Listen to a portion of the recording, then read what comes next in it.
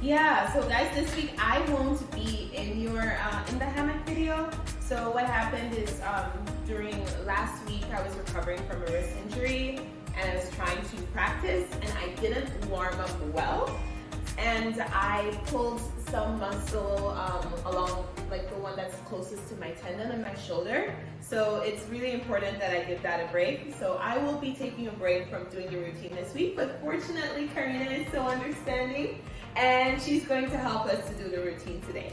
Yes, and it is a really pretty routine. It's not very difficult. It does require that you have some coordination and some arm strength. So that's something that you need to keep in mind while you're practicing. But also, I think with everything that happened with Taylor, it's a good opportunity for us to remind you how important it is for you guys to take the time that you need to warm up and cool down after your routines to make sure that your body is prepared for it. And if you are looking, you don't know what to do for warm-up, you can look for our warm-up video here. And next week we'll be dropping a video that's a bit shorter if you have less time for you to warm up, so you can keep an eye out for that as well. Yeah, I think we learned that lesson because a lot of the times, especially for me this week, one of the reasons I cut my warm-up short was because I felt like I didn't have enough time to practice. And so I figured that would be the place that I should cut corners when actually the opposite is true.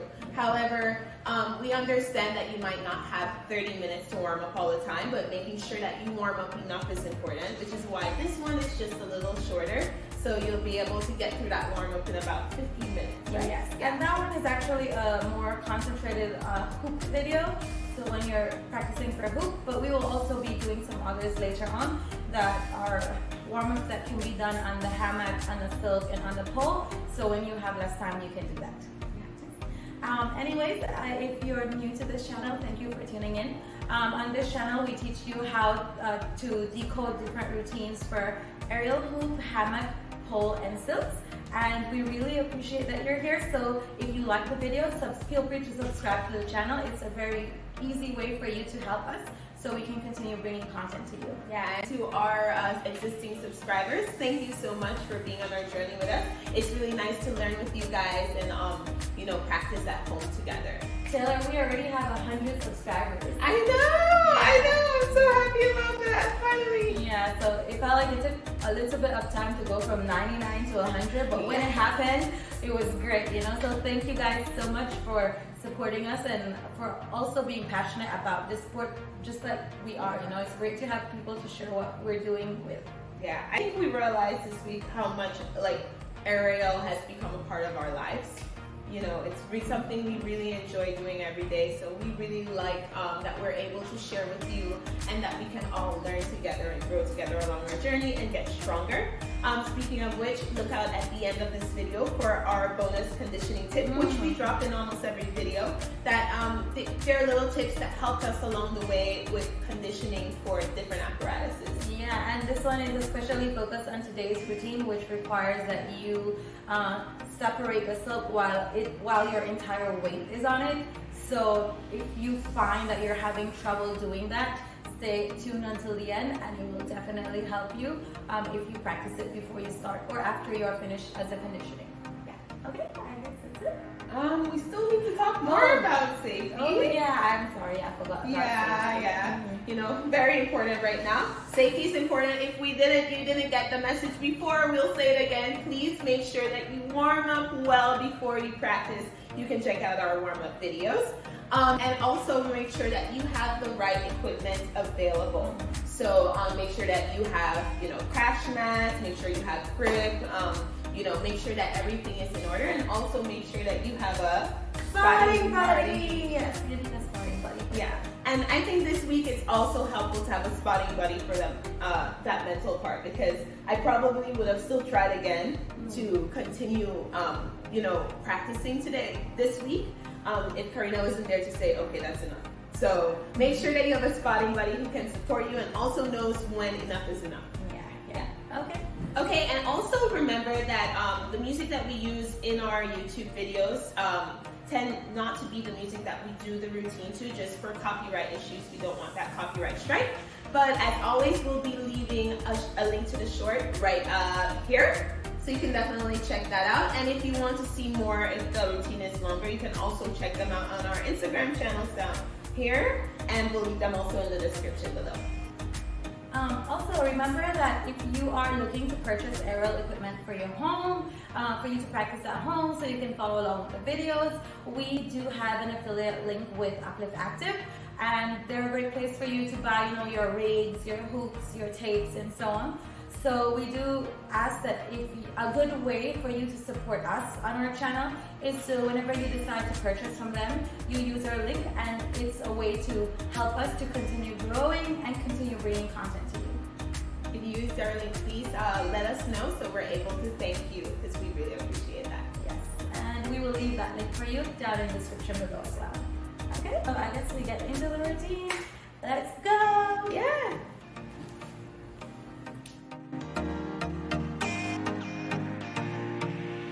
Okay guys, so Karina is going to show us how to do the starting spin first. So she starts with both hands on each side of the fabric, and make sure that you're holding at about face level. From there, she's going to take her left foot, point it out, and then, her right foot, point it out, and then spin it backwards to create the starting spin. And then she holds there for a little while, and she also folds both legs. Then she is going to tuck herself in, kind of like dolphin on the Verlierer, and then she's going to kind of slide down and extend her body. Make sure she's holding as high as possible with her left hand.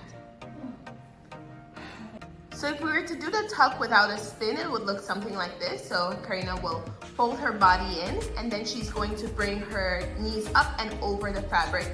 From there, she gets onto the fabric and releases her arms.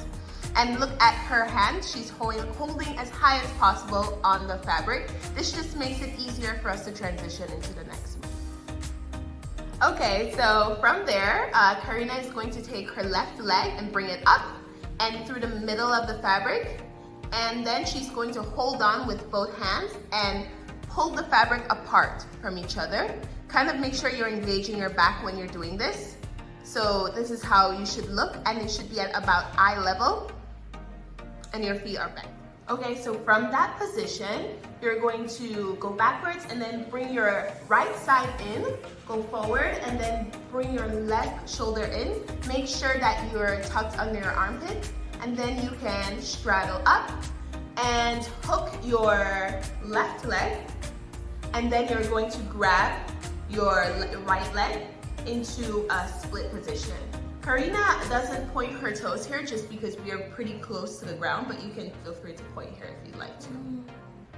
From the split, you're going to bring your leg up and through in between both fabrics and cross it at your knee. And then you can release. At this point, the hammock will spin pretty fast and it looks really pretty. Make sure that that fabric stays on the side of your butt rather than moving to the middle of your butt.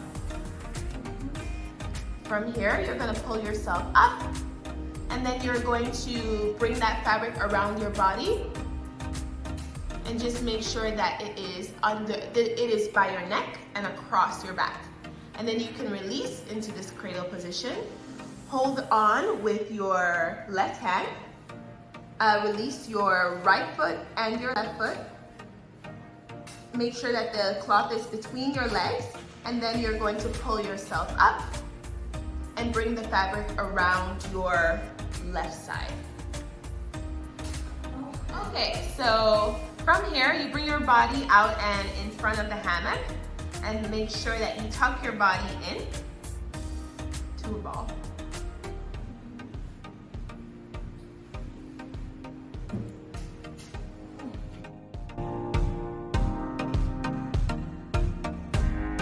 Okay, so this week's conditioning tip will help you a lot when it comes to being able to separate the silk in the middle of your routines. And it's pretty basic and easy to practice. You will get a bit of an arm workout, but otherwise should be pretty easy. So what you're gonna do is sit inside your hammock like Karina is doing, and you have the silk on both sides. Now you're going to take your hands and cross them. So your left hand holds the right side holds the left, and then you're going to pull it apart and in front of you, and try to bring your head up at the same time. Now you can do a few repetitions of these so that you can get used to what it feels like to use those muscles to pull the silk apart when you're in the middle of your routines. We can do about 10 reps every time you practice, and you should get better at doing it over time. And you don't have to do it on the other side. Oh yeah, you don't have to do it on the other side. Okay guys, that was a lot of fun. Yeah? So much I fun. changed it. Yeah, I know. I was waiting to say so much fun. That was a lot of fun. A lot of fun. Okay, now that was a lot of fun. Okay, thank you so much for watching the video. If you enjoyed doing this routine with us, leave us a like. It really helps us. It helps with the algorithm, and it really tells YouTube that you enjoy the content that we are creating. Yeah, and be sure to tune in next week, because we always have something new related to aerial, whether it be decoding or giving you other tips outside of practice. So be sure to join us then. Until next time, bye!